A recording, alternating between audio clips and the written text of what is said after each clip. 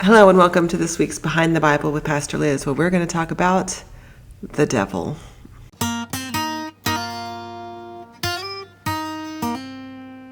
Now, the first thing we have to realize when we're talking about something like the devil, something like Satan or Lucifer or Beelzebub or Mephistopheles, there's all these names for it, is that the devil is in many ways in our mind, in our heads, a cultural entity as much as it is a theological one.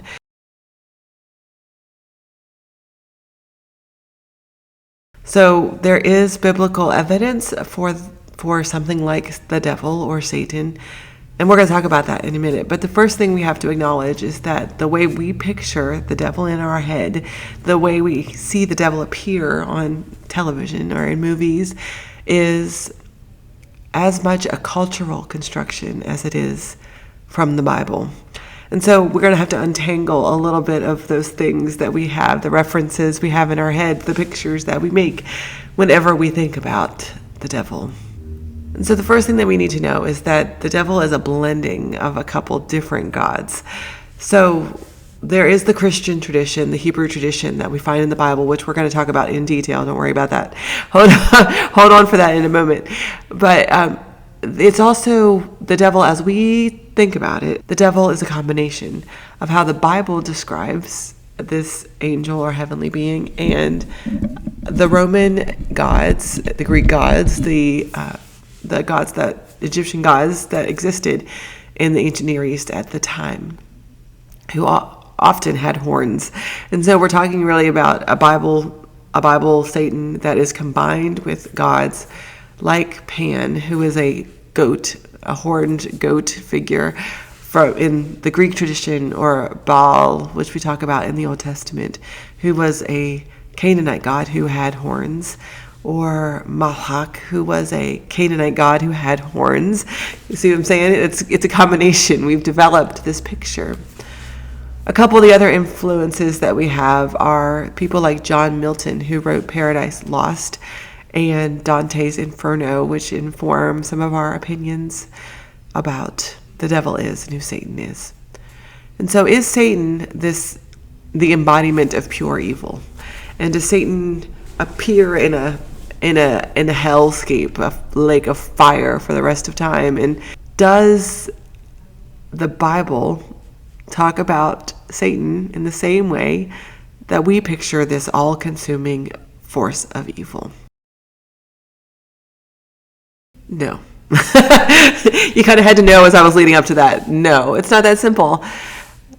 Like most theological things, like most theological ideas that we find in the Bible, things like sin, things like the Trinity, things like the nature of God, who the Messiah is, develops over time. We're talking about a book that combines stories from 3,000 or 4,000 years of cultural and religious tradition.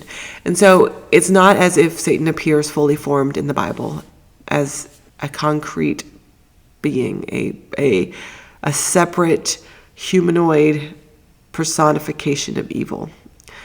What we see instead is a development over the course of the Bible, over the writings and stories of the Bible, of something like how we would talk about Satan or the devil. The first time that we see Satan appear in the Bible is in Job. Job is the oldest book in the Bible, the oldest story in the Bible. It was written first. It was found in its form, completed form first. Now, it's not the first book we find in the Bible. Genesis is the first book we find in the Bible, but Genesis was not written first. Job is older. It's the oldest book in the Bible. And so we see something like Satan appear in the very first chapter of Job. In Job 1 and 2, God and Satan have an argument. Satan is, in this particular story, not given a proper noun. So it's not a name. It's not somebody's name. You wouldn't call him like, hey, Satan. It's not like, hey, Joseph, come here, right? Satan is anybody who can be an accuser or an adversary in a court setting. So think about Satan in Job as sort of being like a prosecuting attorney. Satan's job is to go around the world. Satan's job, there's more than one. They're loose throughout the earth in Job. is to go around the earth and to reveal the inner nature of a human's inside heart and soul. So the devil is going to trick you or tempt you or try to convince you to reveal what is true about your heart. And so if you have a sinful heart, then you're going to reveal that, and then Satan can use that against you in court. And so in stories like Job and throughout the Old Testament, what we have is a series of Satans who find the weakness in a person, who find that seed of doubt, that seed of temptation in a person, and reveal it so that they can accuse this person in the court of God. And when God sees the true nature of this person, then the devil gets to execute them and send them away from God. So he's an investigator and a prosecuting attorney and the executioner all at once. And it just means adversary. So throughout the Old Testament, we see lots of Satans loose on the earth. And it's anybody who's trying to block God's, trying to be an obstacle for God's will. There are a few persons who are the devil, but that's later in the prophets, in the late prophets, closer to the New Testament period. Zechariah 3 is where you want to look for that, where there is a person who is acting as the accuser, but it's not an evil figure. He's not the personification of sin or the totality of all evil in the world. This Satan, who is specific in Zechariah, is instead a spy. Sort of similar to the other idea, but this is a specific person whom God has tasked to be a spy. So God has sent Satan into the world to discover what the truth is about humanity. Now, in what's called the intertestamental period, which is the time between the Old Testament and the New Testament, there's about 200, 300 years. The idea, the Hebrew people are interacting more and more with the Greeks and the Romans. Well, not the Romans yet, but the Greeks.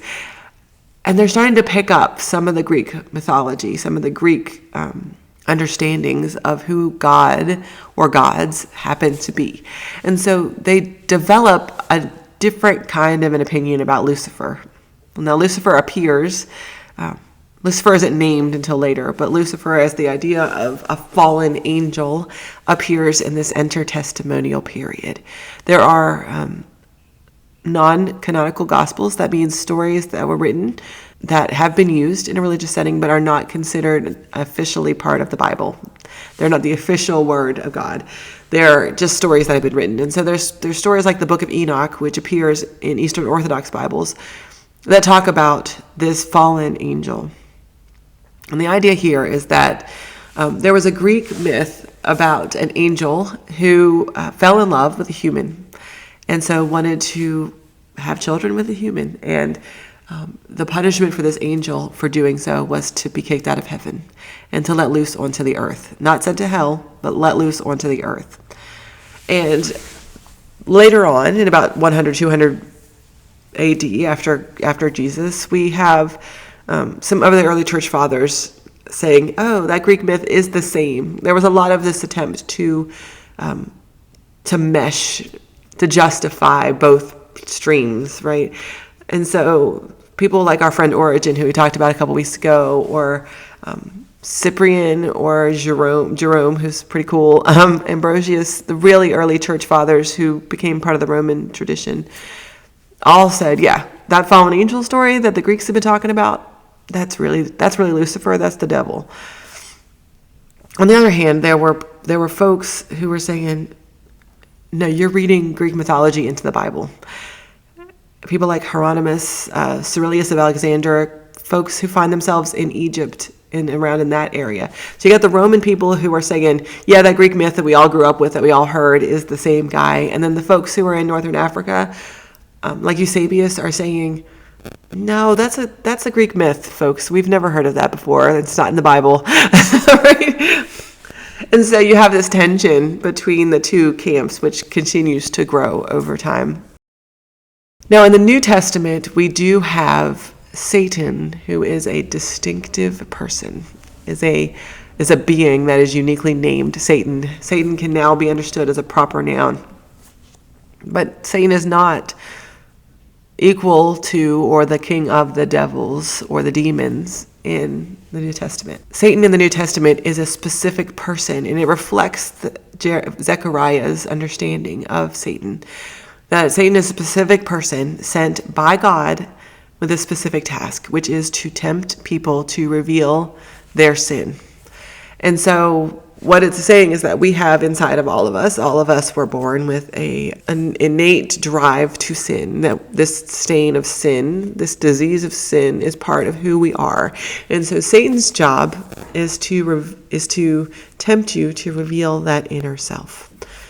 On Sunday, this coming Sunday in church, we're going to be talking about the temptation of Jesus when he gets driven into the wilderness, and when Satan and Jesus have an argument, and Satan tries to tempt Jesus into revealing that sin part of himself so that Satan can accuse him and return back to heaven successful in his job. But it's not the personification of evil. Satan is not evil in the New Testament. Satan is a tempter. Satan convinces us to reveal our inner evil, our inner sin. Until we get to Revelation, which is why it's so important that we have a good definition of how we understand Revelation to be.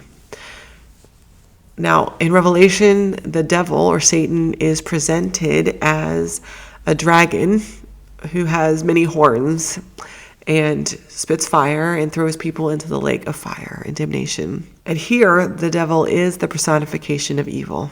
But this reference, the description of Satan, is a reference to all the creatures we hear in the Old Testament who are chaos agents, who are monsters, who create chaos throughout the world. Things like the Leviathan, things like imps or evil spirits that cause chaos, cause destruction, cause mayhem. And so if you understand Revelation as a metaphor for what the situation is, then the devil here is one who creates chaos, one who creates a world in which we are tempted to trust ourselves, trust other people, trust the governments of the world more than we trust God. So how did we get to this guy with a horn and a pitchfork and who's red that people dress up with at Halloween? Because if you read the descriptions of the devil or Satan in the Bible, Satan is a fallen angel. There's no angels that I've read of who have horns or a tail or a pitchfork. So how did we find it? Well, the medieval people were obsessed with the idea of explaining all the gaps.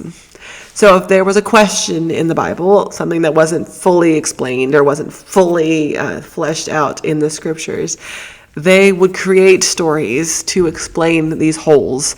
And so they were trying to answer the question of, why is there evil in the world?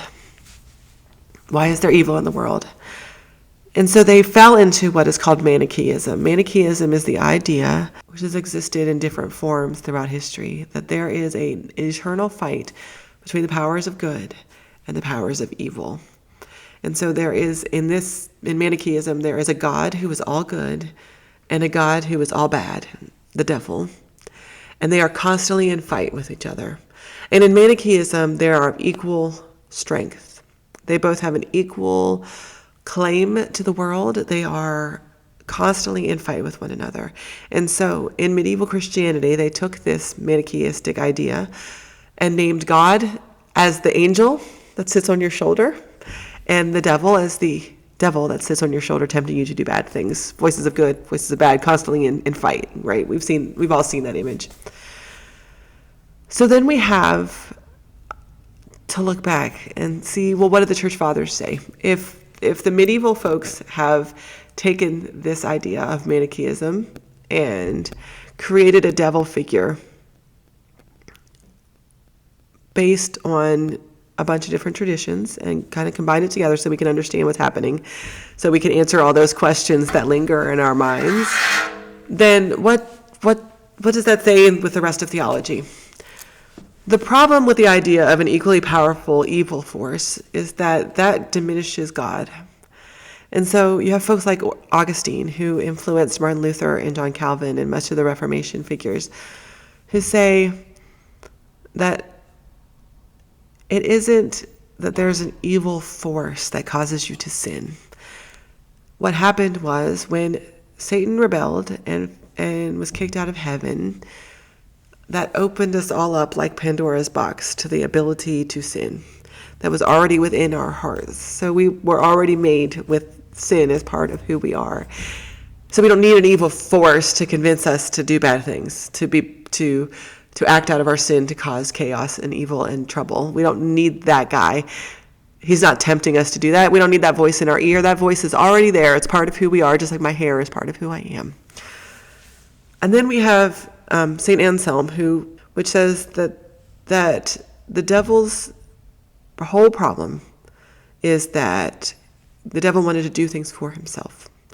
That the devil wanted to be in charge of how the devil would return back to heaven and refuses to accept God's help. And so the devil's sin is the refusal to accept grace from God. And none of those stories, and nowhere in the Old Testament and nowhere in the New Testament do we see evidence of an equal God and an equal devil with equal power over the world. In every story throughout the Bible, God eventually triumphs. That the devil is only allowed to function insofar as God allows the devil to function. But then we have another problem, because why does God allow evil to exist at all if God is all powerful? And this is a question we will never have the answer to. It's not an answerable question because we will never have the vision or the eyes of God to see the world. I don't know why God allows evil to happen. I don't know why we are allowed to fall into temptation and allowed to give into our sin. It seems contradictory to a God who chooses good for the world. But it seems to me that it's just truth. That it just is. It's one of those things we have to accept. That the world has been allowed, for whatever reason, to be given into sin. To allow sin to be its dominant way that we react to one another. And maybe it's because God wants us to realize that in the end, what we need is God's grace. That we can't get there on our own. That we need to acknowledge that God is in charge. That without God's intervention in our lives, without God's grace being poured out upon us, we would, like Satan, always choose the temptation. So maybe God is waiting for us to wake up and realize that we can't do this on our own. We need God's hand. We need God's grace. And as soon as we're all humble enough to recognize that, the world would be a better place. God bless.